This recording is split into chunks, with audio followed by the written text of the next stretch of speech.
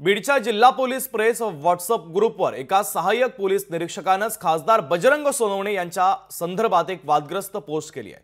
सहाय्यक पोलीस निरीक्षक गणेश मुंडे यांनी खासदार बजरंग सोनवणे यांच्या विरोधामध्ये वादग्रस्त लिखाण केलं होतं। या प्रकरणी बजरंग सोनवणे यांनी मानवाधिकार आयोगाकडे तक्रार करत अधिकाऱ्यांचे कॉल रेकॉर्ड तपासण्याची मागणी केली आहे। या पोस्ट नंतर काही वेळातच वरिष्ठांकडून त्यांना व्हॉट्सअप ग्रुपमधून काढण्यात आलं।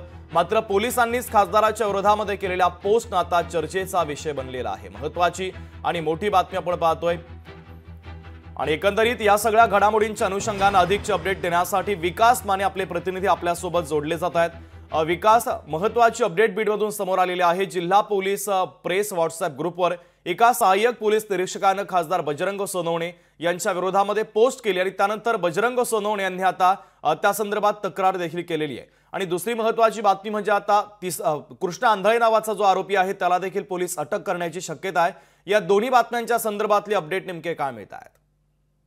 शुभम, निश्चितच या दोन्ही घटना ज्या आहेत त्या एकंदरीतच संलग्न आहेत, कारण की कृष्णा या जो आंधळे आहे आणि याबरोबर जर पाहिलं तर आपण जो काही जे मुंडे नामक जो पोलीस आहे त्याने या ठिकाणी जी काही पोस्ट केलेली आहे ती निश्चितच, कारण की बीडचे खासदार बजरंग सोनवणे यांनी या ठिकाणी जे काही मुंडे नामक जे पोलीस आहेत त्यांच्या विरोधामध्ये मानवाधिकार या ठिकाणी तक्रार केली होती आणि याच अनुषंगाने याचा राग जो आहे तो त्यांनी या ग्रुपवरती व्यक्त केल्याचं आपल्याला पाहायला मिळत आहे। कारण की गणेश मुंडे हे नेहमीच वादग्रस्त पोलीस अधिकारी म्हणून या ठिकाणी चर्चेत असल्याचं पाहायला मिळालं होतं आणि याच अनुषंगाने जर पाहिलं तर रात्री उशिरा ही पोस्ट जी आहे ती त्यांनी केली होती, परंतु ही पोस्ट वरिष्ठांच्या निदर्शनास आल्यानंतर त्यांनी लागलीच या पोस्टला डिलीट केलं होतं। परंतु या पोस्टच्या खाली टीकेचा भडीमार जो आहे तो देखील झाला। जे या ज्या ग्रुपमध्ये पोलीस आहेत, वरिष्ठ पोलीस आहेत, त्याबरोबर पत्रकार जे आहेत ते देखील आहेत, त्यामुळे ही पोस्ट पडल्यानंतर त्यांनी या संलग्न जे आहेत ते एकंदरीत त्यांना विचारणा करण्यात आली। मात्र त्यानंतर त्यांनी ही पोस्ट डिलीट केली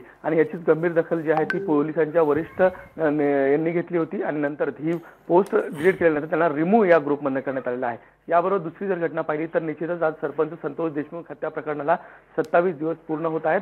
यातील सगळ्यात महत्त्वाची घडामोड जर पाहिली तर संभाजी वायबसे याला अटक करण्यात आली आणि या अटकेच्या नंतर हळूहळू जे धागेदोरे आहेत ते खुलायला सुरुवात झाल्याचं पाहायला मिळालं, कारण की काल सुधीर सांगळे आणि सुदर्शन घुले या दोन महत्त्वाच्या आरोपीला अटक करण्यात आलेली आहे। आता जी पोलिसांना जी प्रतीक्षा आहे, जी शोध आहे तो म्हणजे कृष्णा आंधळे या आरोपीचा आणि त्यामुळे या आरोपीच्या अटकेच्या साठी विशेष पथकं जी आहेत ती राज्यासह इतर ठिकाणी देखील पाठवण्यात आलेली आहे। आता कृष्णा आंधळेचा शोध घेण्यासाठी सीआयडीचं पथक असेल, एसआयटीचं पथक असेल आणि त्याबरोबर पोलीस यांचं विशेष जे पथक आहे ते देखील या ठिकाणी गेल्याचं आपल्याला पाहायला मिळतंय। परंतु या ठिकाणी जर पाहिलं तर एकंदरीत जे काही गणेश मुंडे आहेत ते नेहमीच वादग्रस्त असे पोलीस अधिकारी राहिले, त्यांनी या ठिकाणी खासदाराच्या विरोधात पोस्ट केल्याच्या नंतर सध्या चर्चेचा विषय बनलेला आहे। आतापर्यंत कुठलीही कारवाई गणेश मुंडे यांच्यावरती झालेली नाहीये, परंतु वरिष्ठ नेमकी काय कारवाई करतात याला अनुसरून, कारण की पोलिसांनी एकीकडे सोशल माध्यमावरती कुठलाही आक्षेपार्ह पोस्ट करू नये असं म्हटलं असताना सर्वसामान्यांना इथे मात्र एक पोलीस अधिकारी